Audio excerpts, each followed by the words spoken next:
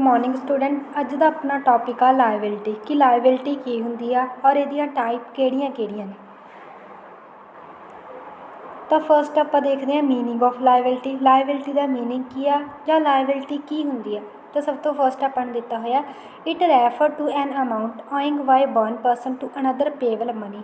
जो कि एक परसन सैकेंड परसन तो मनी लै लैंदा और उन्होंने वापस करनी होंगी है, चाहे कोई गुड्स हो चाहे सर्विस हो, तो उन्होंने आप लायबिलिटी बोलते हैं। फॉर एग्जाम्पल आप कोई भी लोन लैने बैंक तो लोन लिया तो लोन अपन एक दिन वापस करना पेगा विद इंटरस्ट। इट मीनस कि सारी लायबिलिटी है, लोन भी वापस करना नाल असी इंटरस्ट भी वापस करना, तो अपनी की है लायबिलिटी। नैक्सट है अपना in general liability are financial obligation. कहते असी जनरली गल करिए तो लायबिलिटी फाइनैंशियल ओबलीगेशन है, पैसे की ओबलीगेशन है कि असी पैसा देना किसी को to outside party arising from event that have already happened. जी किसी भी इवेंट तो अराइज हुई है वो ओबलीगेशन असी पे करनी है, ठीक है जी। पैसा उन्होंने वापस देना उन्होंने आप कहेंगे लायबिलिटी। फॉर एग्जाम्पल आप उपर गल की है लोन की, जो आप लोन लिया तो इवेंट की हो गया अपना लोन, और लोन को आप वापस भी करना किस बदले च लिया। आप लोन किसी काम को करने लोन लैने तो अपना इवेंट बन जाता तो आप वापस करना, वो अपनी फाइनैंशियल ओबलीगेशन लायबिलिटी है कि असी वापस करना। Second paragraph this liability is the amount which arise as a result of purchase of goods और service from other on credit. ठीक है जी, कहते लायबिलिटी वो अमाउंट होंगी है जी किस चीज़ तो अराइज होंगी है, कहते जो असी गुड्स या सर्विस उधार पर लै लें, उधार पर परचेज करते हैं तो उस टाइम पर साड़ी लायबिलिटी क्रिएट होंगी है। ठीक है जी, जो आप उधार पर लिया तो 10 दिनों बाद, मंथ बाद, 6 मंथ बाद, ईयर बाद कदों ना कदों तो असी पेमेंट करनी है, तो साड़ी की होगी लायबिलिटी।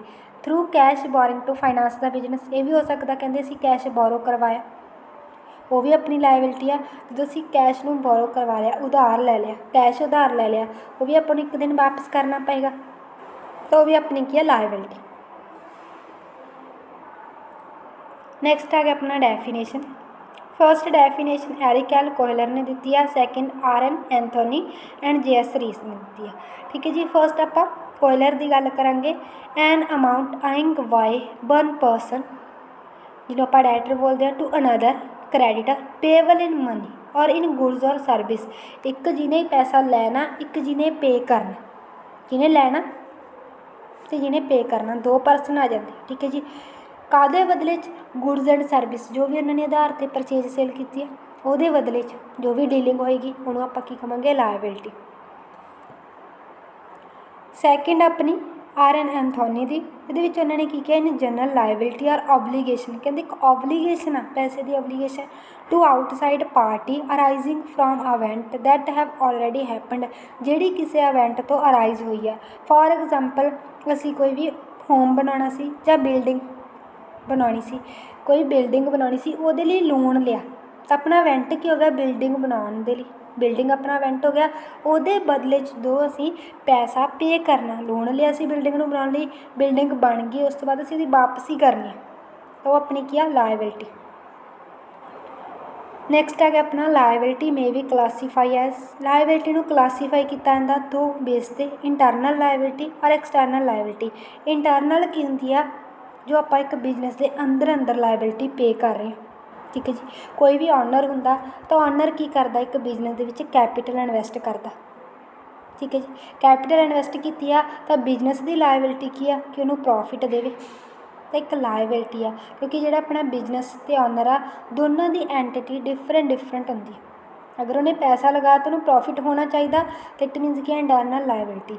नैक्सट है अपनी एक्सटर्नल लायबिलिटी जो अपने बिजनेस के अंदर नहीं बाहर वाले पार्ट तो लायबिलिटी होंगी है। इंटरनली नहीं अटैच हैगी, बिजनेस के बाहर वाले पार्ट नाल भी अटैच है।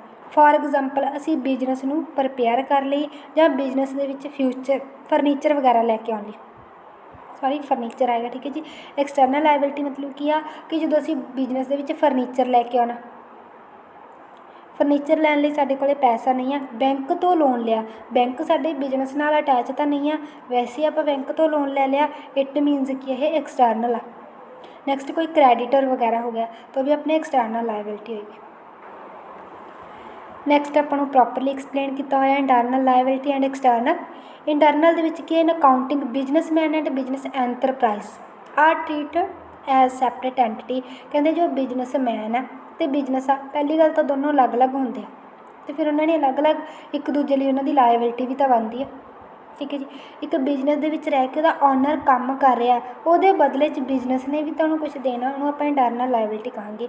The amount owed by the business enterprise to the owner are internal liability such as capital and profit. For example उन्हें कैपिटल लगाई है बिजनेस लिए, तो बिजनेस की लायबिलिटी की है कि उन्होंने प्रॉफिट देवे, ये सी अपना इंटरनल। नैक्सट आप कर रहे हैं एक्सटर्नल लायबिलिटी। एक्सटर्नल के विच आपां की करांगे, the amount owed by the business enterprise to the outsider, जो कि आउटसाइडर नाल कनैक्ट। ठीक है जी, जिमें आपां किसी बैंक का लोन वापस करना गा, रेंट पे करना गा किसी चीज़ का, इट मीनस कि यह अपने बिजनेस के विच नहीं अटैच, बिजनेस तो बाहर वाले पार्ट नाल अटैच है, इन्हूं आपां कहांगे एक्सटर्नल लायबिलिटी।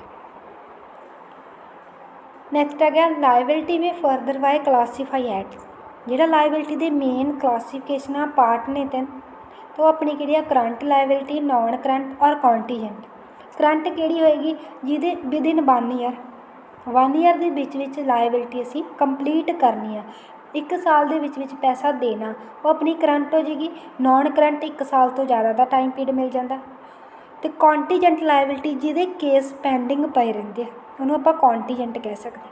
ठीक है जी, तो फस्ट अपने करंट के एग्जाम्पल आ शॉर्ट टर्म लोन, जो 1 साल लिए लोन लिया, कार लोन लिया, इलैक्ट्रिसिटी वैल हो गया, क्रैडिटर हो गया, तो अपने करंट के आ जानी है। नॉन करंट के long term loan, for example आप 5 साल लिए लोन ले लिया, 10 साल लिए ले लिया, जो 1 साल तो उपर का टाइम पीरियड है, तो अपने नॉन करंट के आ जाएंगे, जिन्होंं आप लॉन्ग टर्म भी बोलते हैं। मॉर्टगेज पेमेंट, जो आप कह सकते हैं मॉर्टगेज ਨੂੰ ਆਪਾਂ ਕਹਿੰਦੇ गिरवी।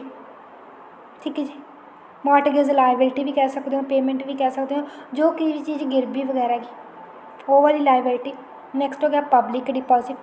ठीक है जी, तो पब्लिक डिपॉजिट क्यों की करवाई जाती है, कंपनी ने अपनी फाइनैंशियल पोजीशन इनक्रीज़ करना होंदा तो पब्लिक तो पैसा डिपॉजिट करवाती है, तो काफ़ी टाइम पीरियड लिए करवाती है, 2 साल लिए, 4 साल लिए, 5 साल लिए, लॉन्ग टाइम पीरियड लिए करवाती है, तो आप पब्लिक डिपॉजिट बोलते हैं। नैक्सट कॉन्टीजेंट लायबिलिटी, जो कि आप कह सकते हैं फाइनैंशियल केस होंगे जो पेंडिंग आ अगेनस्ट द बिजनेस, जिहदे लायबिलिटी अपने को आ भी सकती है, वापस नहीं भी, कन्फ्यूजन होंगी है, तो अपनी कॉन्टीजेंट लायबिलिटी के अंडर आएगी। नैक्सट आप प्रॉपरली एक्सप्लेन करते हैं। सब तो फस्ट आ गया अपना करंट लायबिलिटी। करंट लायबिलिटी की होंगी है, it refer to those liability which fall due for payment in a relatively shorter period. कहते जी पेमेंट असी शॉर्ट पीरियड के करनी होंगी है, नॉर्मली विद इन 1 ईयर। ठीक है जी, 1 ईयर के विच करनी है, तो किहड़ी करंट लायबिलिटी आ, फॉर एग्जाम्पल क्रैडिटर, जिमें सेल आपां उधार ते करती, परचेज उधार ते कर लिया, तो वो चीज़ की जाएगी अपनी क्रैडिटर। शॉर्ट टर्म लोन, थोड़े टाइम लिए असी लोन वगैरह लिया, जिमें कि एग्जाम्पल अपन कार लोन, कार लैनी से वो लोन लिया, तो लोन जोड़ा वापस करना सी इंस्टॉलमेंट के, तो अपना शॉर्ट टर्म लोन है, 1 साल के कहेंगे वापस करो, तो अपना की है short term loan. Outstanding expenses, outstanding expenses जो वर्क कर लिया, ठीक है जी, बट वो एक्सपेंस हाले देने वाले पे आ, वो भी अपनी लायबिलिटी आ। वर्क कंप्लीट हो गया पर वो बदले असी हजे खर्चे वो पे नहीं किए, वो भी साडी लायबिलिटी आ। अकाउंट पेएबल, अगर असी कोई अकाउंट पे करने, ठीक है जी। नैक्सट आ इंटरस्ट पेएबल, कोई ब्याज वगैरह देना। इलैक्ट्रिसिटी बिल, एक ही अपनी इलैक्ट्रिसिटी बिल चार्जिस जो अपन उत्थे पिक शो हो रही है इलैक्ट्रिसिटी बिल वाली, तो की शो कर रही है, जो भी अपने तुसीं बिल नॉर्मली घरां दे विच देखे होणगे, जो अपन नूं बिल मिलदा, जो भी अपन नूं चार्जिस आए होंदे आ, तो उन्हां दी एक पेमेंट करन दी डेट होंदी है कि साडी लास्ट डेट किन्नी है। ठीक है जी, 1 मंथ के विच आपां बिल नूं पे करना हुंदा, वध तो वध 2 मंथ हो सकता। ठीक है जी, तो इट मीनस कि यह 1 साल तो घट का टाइम आ, इनू आप इलैक्ट्रिसिटी बिल कहांगे। नैक्सट है अपना कार लोन, तो सारे किसी अपने करंट लायबिलिटी। नैक्सट है अपना non current liability. Non current liability वो होंगी है जी 1 साल तो ज़्यादा के टाइम पीरियड में लैंदी है। The liability which are payable in a relatively longer period, normally after a period of 1 year. कहते नॉर्मली 1 साल तो ज़्यादा का टाइम पीरियड लगता जिते वो लायबिलिटी नॉन करंट के आएगी, जिन्होंने आप फिक्स लायबिलिटी भी कह सकते हैं। Are called long term liability, long term भी कह सकते हैं, नॉन करंट भी कह सकते हैं, फिक्स भी कह सकते हैं, these are also known as fix liability. ठीक है जी, क्योंकि सारियां की अपनी लॉन्ग टाइम पीरियड के लिए फिक्स 5 साल ਲਈ 10 साल ਲਈ, इस करके फिक्स हो जाएगी। तो आप एग्जाम्पल देखते हैं। फस्ट क्या लॉन्ग टर्म लोन जो असी ज़्यादा टाइम पीरियड के लिए लोन लिया, फॉर एग्जाम्पल असी 5 साल ਲਈ लोन ले लिया तो उन्होंने आप की कहेंगे लॉन्ग टर्म लोन। नैक्सट है पब्लिक डिपॉजिट। पब्लिक डिपॉजिट करवा के गए 2 साल ਲਈ 3 साल ਲਈ तो बैंक ने एक दिन वापस भी तो करने। इट मीनस कि ये नॉन करंट लाइबिलिटी, कोई डिवेंचर्स वगैरह हो गए, ठीक है जी, मॉर्टगेज पेबल हो गए, जो गिरवी वगैरह रखा ਉਹਦੀ पेमेंट करनी है, तो सब अपने नॉन करंट लाइबिलिटी के अंडर आएंगे। नैक्सट आ गया अपना कॉन्टीजेंट लाइबिलिटी। तो कॉन्टीजेंट लाइबिलिटी कहते जी की कहते आप मे और मे नॉट, कन्फ्यूजन होंगी है मे और मे नॉट, दो चीज़ा होंगे, ठीक है जी। It refer to the amount which may or may not become payable in future. कहते ये साडा फ्यूचर डिसाइड करता कि असी फ्यूचर दे विच पे करनी है या नहीं करनी, अपनी अनसरटेनटी ते डिपेंड करता, फ्यूचर ते डिपेंड करता। फ्यूचर इवेंट में decide weather it is rally a liability और नॉट। कहते फ्यूचर डिसाइड करेगा कि लाइबिलिटी है साडी या नहीं है, इनू आप कॉन्टीजेंट दे विच पा लांगे। Due to their uncertainty these are known as contingent liability, तो इनू आप की कहांगे कॉन्टीजेंट लाइबिलिटी कहांगे।